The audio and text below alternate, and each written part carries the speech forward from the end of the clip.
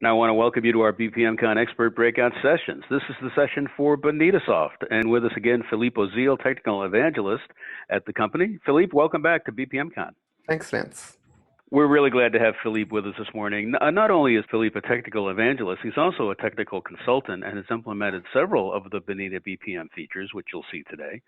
He also has hands-on experience as he worked with some 80 plus BPM projects worldwide.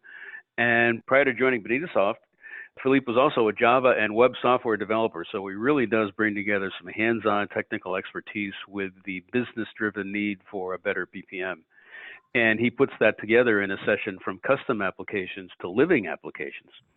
Philippe will illustrate how to move from static workflow automation to a more business-driven dynamic application development environment. In fact, Philippe has even brought a demo for us to see how it all comes together. Just a quick reminder, if you haven't already done so, you can download Philippe's slides right now. You'll see that link right under the viewing area. Philippe's also brought some terrific, valuable downloads, including white papers and other resources, also available right now. And we like to make it interactive where possible, so to connect with Philippe, just type in the submit a question box.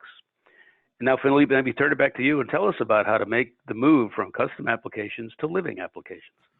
And thank you, Vance. So today, I'm going to divide my talk in 4 major points. I'm going to first talk about custom business applications development and the risk it involves. Then I'm going to present an alternative and talk about the involvement of business process management solutions in business application development. And I'll spend most of the presentation time talking about a superseding concept called living applications. And in the end, I will also demo it live.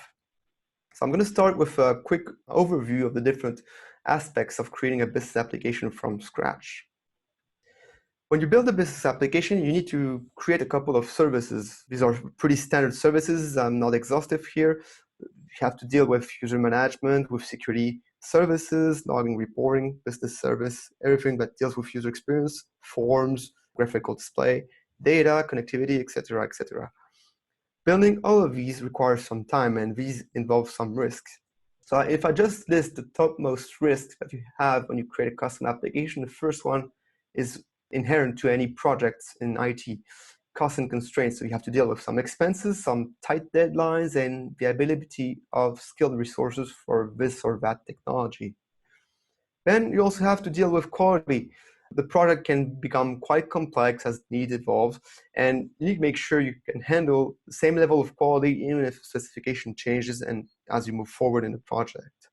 You also have to deal with agility and user acceptance tests.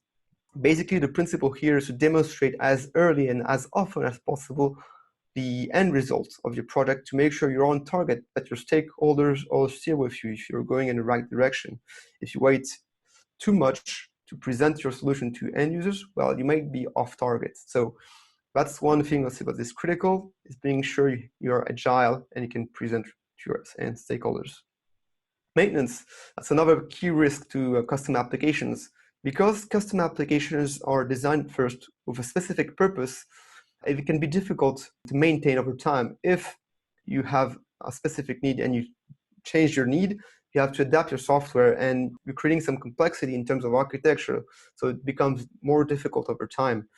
Also, it causes downtime. If you switch from one version of your application to another version of your application, you probably have a complete maintenance steps to go through. This can create some downtime for your business. And lastly, flexibility. We all know that business needs evolve from day to day, and the problem is if you've created your application for a very specific set of functionalities in mind, they cannot adapt necessarily to the new needs. So these are all set of common risk factors that you have when you create a custom application. The question is now, why would you want to reinvent the wheel? Why would you want to redesign and redevelop all of these features, which are kind of standard for any application?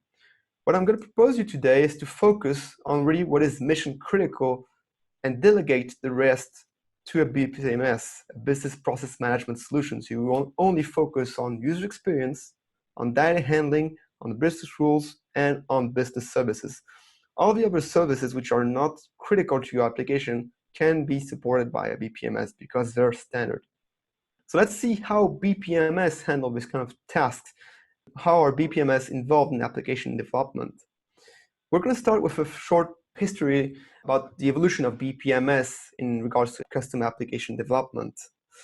It all started in the year 2000s, and at this time, BPMS were only handling back-end technical services. You didn't have any graphical user interfaces. It were just all script features.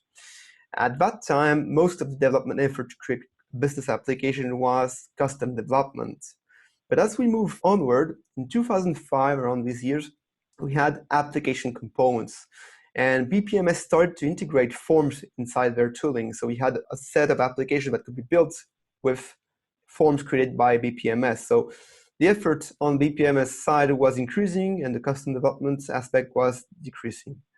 And quite lately, in the last 5 years, we have seen a new generation of BPMS. Not just us, Bonita Soft, but also our competitors are now providing application frameworks. So we take the entire work to create an application from the beginning to the end inside a BPMS. And now the effort represented by this development of application is really more on BPMS side, and the part which is custom is really insignificant. So that's the tendency now. And if you just look at the common BPMS features as of 2015, you have a process modeler with its execution engine to make sure you complete your tasks. You have also a form builder to create the forms for the human task of the processes. You have some data and document management services.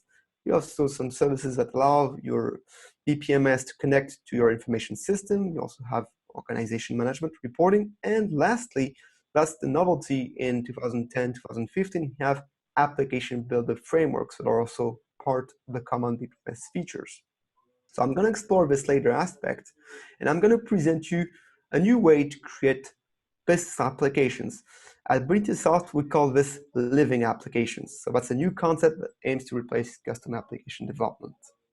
So what is it? Well, a living application is basically a BPMS-backed application development. So we leverage the features of the BPMS to create the application, and this aims to limit the risks that are involved by creating an application. To do that, we propose a decoupled architecture, and this will be one of the central pieces of this presentation. I'll explain a bit what is the architecture behind that. This architecture is based on reusable services and components, and this brings us an interesting capability to perform live update, meaning we can update certain components at runtime without any downtime. That's particularly interesting to business users because, as often, downtime means loss of business or loss of resources. How do we propose that? What is the architecture behind that? Well, we have based our software on a very simple architecture concept called MVC. This is something not just invented by Bonita, but this is standard in terms of software engineering. MVC stands for Model View Controller. The idea is to decouple, to separate each concerns into specific components. So you have model on one side, which is business data. You have the view then, which is the user interfaces, the forms, the pages of your application, and the controller, which is the business logic. So that's the logic behind your application. This is the business process. How do we put that in practice? Well, in BonitaBPM, this is put in practice like this. We have the business logic again, which is represented by a process with some tasks. Here I have represented a human task.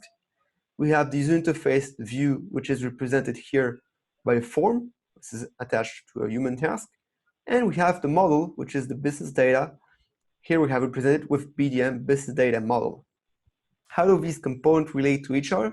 We have the human task, which is bound to its form using a contract. A contract is a Bonita-specific notion that says that in order to perform a human task, we need to provide a set of values, and we need to validate those values before moving on in a process. So that's an interface that ensures that the front end transmits the right values to the back end, and the data going to business logic is performably safe to move forward. And then we connect the other components with some APIs. So human tasks can also use the business data model with APIs. Here we use Java. And the forms also use APIs to connect to the business data model through REST APIs. So what's the benefits of this architecture? Well, the immediate benefits of this is to be able to perform form live updates. Imagine you have some process instances which are running on your BPM engine. You can have 1,000 process instances running on your process engine, and you have a specific human task that is bound to a form. With this notion of contract, you have a form that is attached to it, and you're able to live update this particular form and replace it with a whole new set of forms at runtime without any downtime. So that's called form live update. As long as you respect the contract, you can provide new implementations of your form, and you can fix some bugs, provide more information in your contract, and you can increase the efficiency of your application. I will demo that, by the way, in the last session of my presentation. Now let's have a big picture of what all of this means when it comes to a living application. So you take this whole concept of decoupling and MVC and you put it at the level of the application.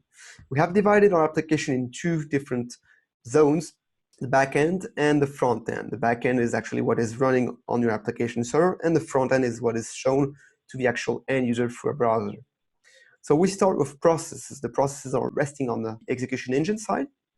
These processes have access to some business data, which are stored in a database. These business data and these processes are exposed through REST APIs. This allows the interaction between the backend and the front end.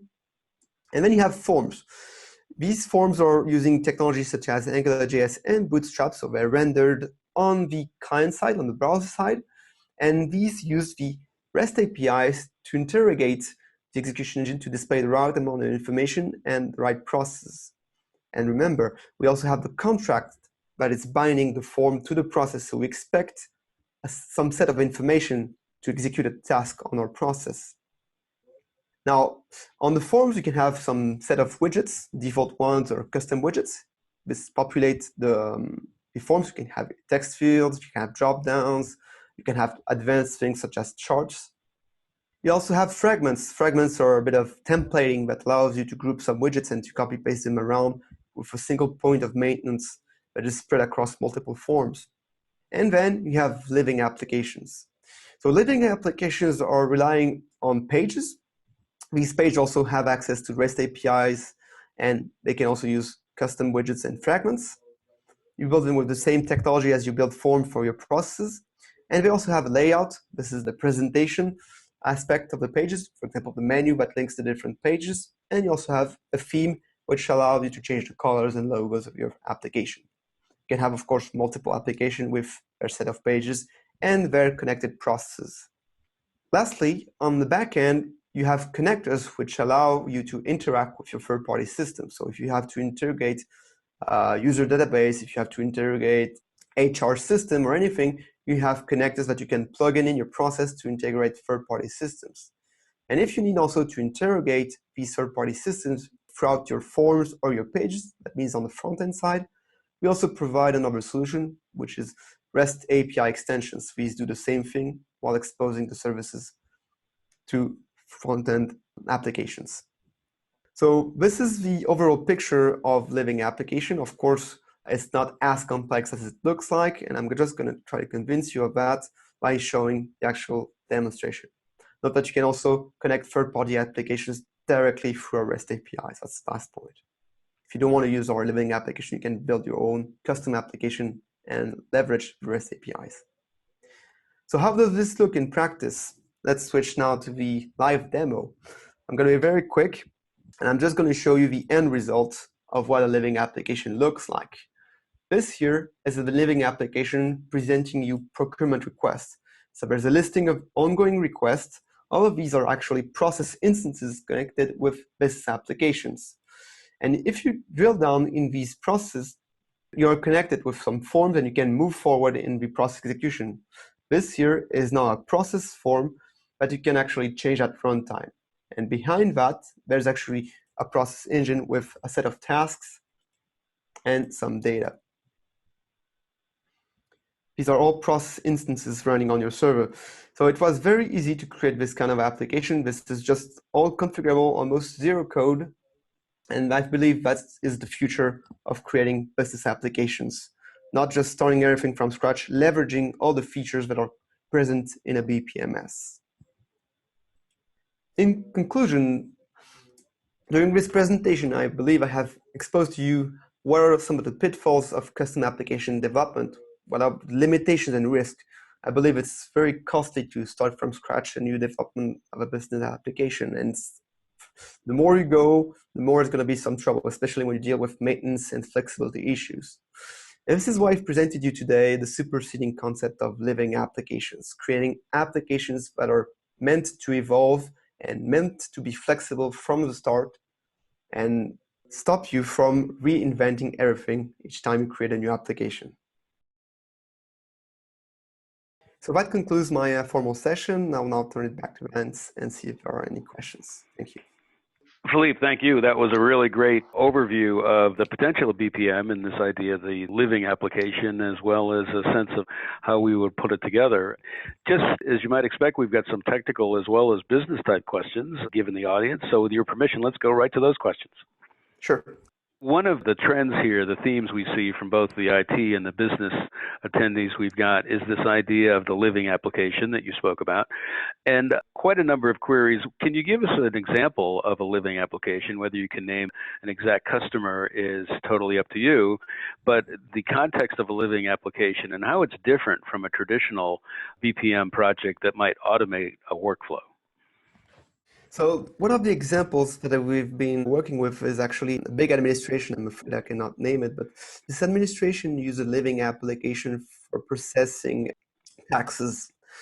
And the difference between this application and, well, the old system was that you had to develop the entire application. You were calling processes from your custom applications, but these were not exactly in sync with the application itself. These were two separate developments that didn't necessarily integrate well. Now, with living applications, you build the entire application with the BPMS, so you don't have to worry about the integration of the two. You don't have to set up, for example, a single sign-on. You don't have to configure integration of the process forms inside your application. It's all designed to work together. So I believe it's really a time saver. It allowed at least our customers to really have the same look and feel and the same flexibility in each of our components. And from a technical point of view, it's a great lead-in to the question about how BonitaSoft delivers all these capabilities. You've got a front-end design tool, or the Bonita Studio, and then you've got the runtime platform. Let's talk a little bit about how the developer engages in this either assembly or building of the living application. Can you give more details on how a developer would use your designer to build prototypes and even the living application itself? We have two different sections. One is for the process modeling, everything that deals with the execution engine side, the backend side. And we have the UI designer, which is more for the front end side. We believe that for presenting an application that is going to be web-based, the best tool we can use is actually a browser also. So we have this UI designer tool that allows to create the forms and the page, which are going to be rendered in the living applications. We have two profiles basically of developers who are going to work on our projects. We have backend developers and front-end developers, and we make sure these two people can collaborate with the contract in the middle.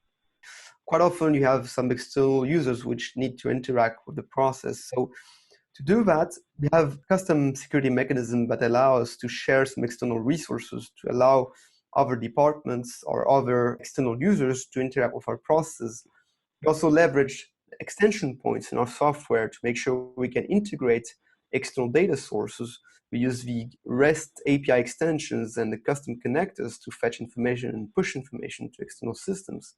And we are also able to share our data through the BDM features. So we're very much about collaboration, not just inside a single unit or a single department. So once you get the definition of the services you expose, people can interact with it without necessarily knowing the entire workaround or the behavior of your process. They just need to be aware of the interfaces. Excellent, excellent. You know, a question here about your demo, Philippe. I know it was a bit abbreviated, but the question simply says, when working with BonitaSoft developer environment, do we have to do any coding at all, or is it all modeling and drag and drop? So we believe at BonitaSoft that zero code solution will never do the trick.